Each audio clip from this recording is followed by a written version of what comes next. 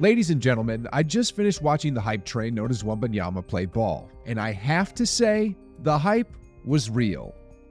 In my near 2 decades of watching NBA basketball, I've seen many unicorns come in and out of the league, and as dominant as some of them have been, nothing has come even close to the monstrous atrocity that I just witnessed.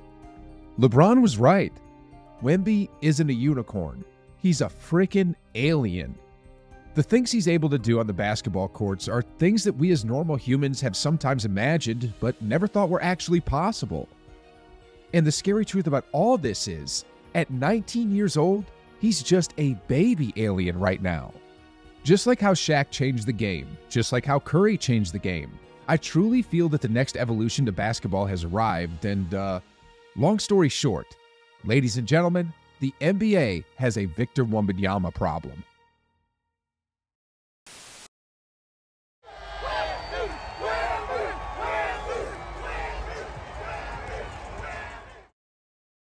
There's a reason why San Antonio fans are so happy these days, and if I were a Spurs fan, I'd be right there standing next to them screaming, "Wemby, Wemby, Wemby." Because the truth is, this man is unguardable. This man is a complete cheat code, and I'm beginning to sense that nobody is going to be able to stop him. And let me show you exactly what I mean. This is a list of the past 5 Defensive Player of the Year winners.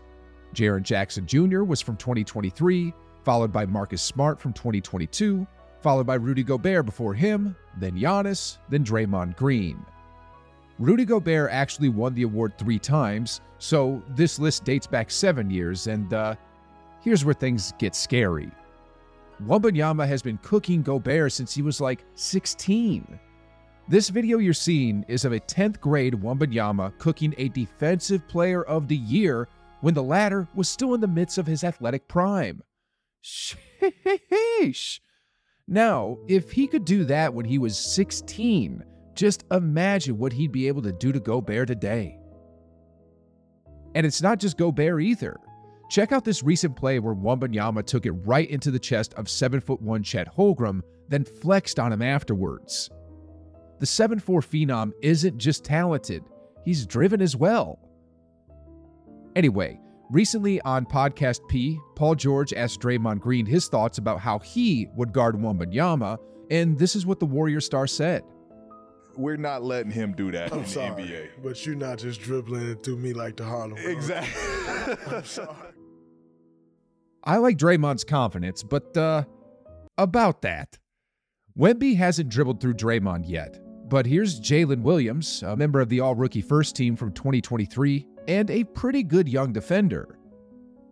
As y'all can see, Wembanyama easily got by him like it was a drill, then glided in the air to get by the secondary defender, and he practically made the entire defense look like barbecue chicken. So it's easy to say you're not just going to let him dribble by you, but darn it, guys, y'all saw what I saw, right? When it comes to Marcus Smart and how he'd defend Wemby, he'll probably want the 7'4" Frenchman to take outside shots or mid-ranges, similar to how he wanted Porzingis here to take these jump shots, and that makes sense. I mean, if you can't stop them at the rim, the best thing you could possibly do is force them to take jump shots and just hope they miss, right? Well, what if Wemby wants to take those jump shots? Razzle-dazzle, showing us all kinds of talent. This is a 7'4" player in an out-of-bounds play, popping out to the three-point line and shooting like he's Steph Curry or something. I know there was Dirk, there was Karl Anthony Towns, but man, this is different. I mean, look at that release point. His standing reach was recorded to be near 10 feet, so that release point is pretty much at the apex of the rim. Then check this next one out. How is Giannis or Jaren Jackson Jr. supposed to stop him if he decides to go Steph Curry mode and starts calling for screens on the perimeter, then just letting it splash from there? The answer is, you can't. I mean, Kevin Durant is already nearly unstoppable when he picks and pops to the three-point line, and Wemby is literally 6 inches taller. Are y'all seeing why the 2023 #1 overall pick is going to be a problem? Are y'all seeing why he's going to be unguardable by even the best defensive players in the game? As of the moment, the only things people can say about the weakness of Wemby is that he's too light, too fragile, and that people of his stature are injury-prone. But about that, the reports are coming out that he's gained 20 pounds of muscle since his weight was first listed, and that he's 230 pounds currently. That makes him only 10 pounds lighter than what Giannis is at currently. And like I said earlier, he's only 19 years old. Just imagine when he starts filling in his frame a bit more and grows into his physical prime. I mean, a 7'4" center who can dominate inside and outside and who recently said that he could play the point guard position? The NBA has never quite seen anyone like him. Or has it? All the skill that made him the top overall pick. Holmgren from the outside. Pressure on him. And the lob. Yikes, guys. To be honest, the 2022 number 2 overall pick, Chet Holmgren, is pretty much tick for tack what Wembanyama is. Well, he is like 2 inches shorter than Wemby, but when you're 7'1", it doesn't really matter. I mean, he's almost unblockable on the perimeter. He also can get to the rim, and other than the 2-inch height difference, he's almost identical to Wemby. And you know what? The scary thing about Holmgren is the fact that he'll be joining an established team. Shai Gilgeous-Alexander, as we all know, made the All-NBA first team last season, was instrumental in leading Canada to bronze in the latest World Cup, and because of him, the OKC Thunder were on the cusp of becoming a playoff contender last season. Can y'all even begin to imagine what they're going to look like now with Wembanyama's arch nemesis on the roster? But back to Wembanyama. What makes him an even bigger problem for the NBA is the fact that he's on the San Antonio Spurs. That organization is the model for what NBA organizations are supposed to look like.